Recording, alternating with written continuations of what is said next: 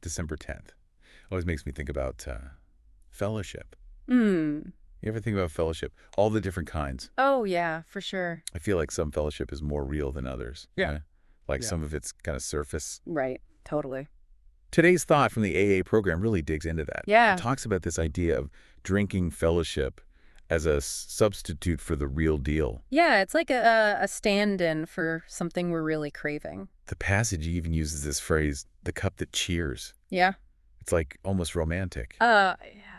But then it gets serious, Yeah. like a reality check. It says alcohol dulls the higher centers of the brain. Right. And I was like, whoa, Yeah. what's that all about? Yeah. Why does that get in the way of fellowship? Well, in AA, a lot of times those higher centers mean like our spiritual side, our connection to something bigger than ourselves, values, conscience, that kind of stuff. I see. And alcohol can really mess with those things. Oh, yeah, definitely. Think about it. How many times have you said or done something while drinking that you totally regretted later? Ooh, too many. Right. And that's because those higher centers were offline. So it's not just bad decisions. Yeah. It's like losing that part of ourselves that connects, Exactly. like disconnection from within. Yeah. And the passage is telling us to see that drinking fellowship for what it really is. Yeah. A temporary fix, Yeah. A quick hit, but not the real thing. It's like building a house on sand. It might look okay at first glance, Yeah. but it's not going to last. Definitely been there. Mm. You think you're connecting, but there's this emptiness. Right. So the AA program wants us to find something better, something more genuine. It talks about these daily practices, prayer, meditation, communion with God. Yes. Can you tell us more about those? Of course.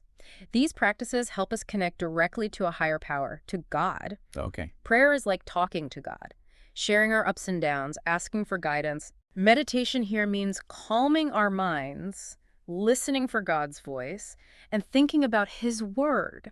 Okay. And communion. That's about experiencing unity with God and other believers. Powerful stuff. Yeah. There's this phrase in the passage that I love, think God's thoughts after him. Oh, that's a good one. What does that mean for everyday life? It's about making our will the same as God's will. Mm. Trying to see things from His perspective. Wow. Understanding His values and what He wants for us. Yeah.